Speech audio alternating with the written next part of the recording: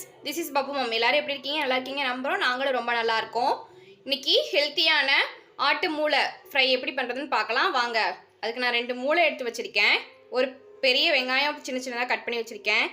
2 பல்லு பூண்டு, 2 பச்சை மிளகாய், சீரகம், மிளகு தூள் 1/2 டீஸ்பூன், கருவேப்பிலை, கடுகு. இப்போ ஸ்டவ் ஆன் பண்ணி மூளையை வேக வச்சு எடுத்துக்கலாம்.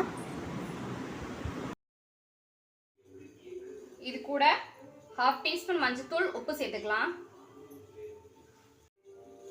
5 மினிட்ஸ் நல்லா வெந்து வரட்டும். இப்போ 5 மினிட்ஸ் ஆயிடுச்சு. மூளை நல்லா வெந்துடுச்சு. மீடியமான சைஸில் கட் பண்ணி எடுத்துக்கோங்க.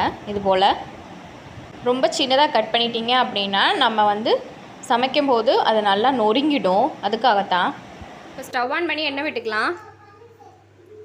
இப்போ எண்ணெய் காஞ்சிருச்சு.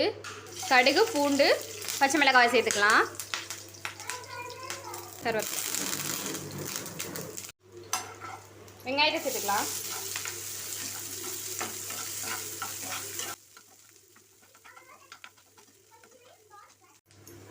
இது கூட ஒரு பிஞ்சு சால்ட்டு, ஒரு பிஞ்சு மஞ்சள் தூள் சேர்த்துக்கலாம்.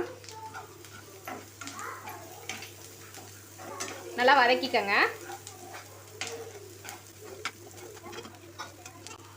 இது கூட நம்ம வேக வச்சு வெட்டி வச்சுருந்த மூளையை சேர்த்துக்கலாம்.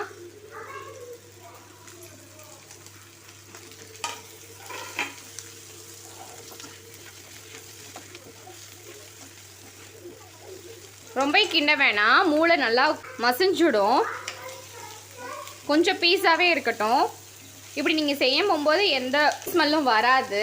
நீங்கள் இது மாதிரி வீட்டில் ட்ரை பண்ணி பாருங்கள். அவ்வளோதான். இப்போ லாஸ்ட்டாக பெப்பர் தூள் சேர்த்துக்கலாம்.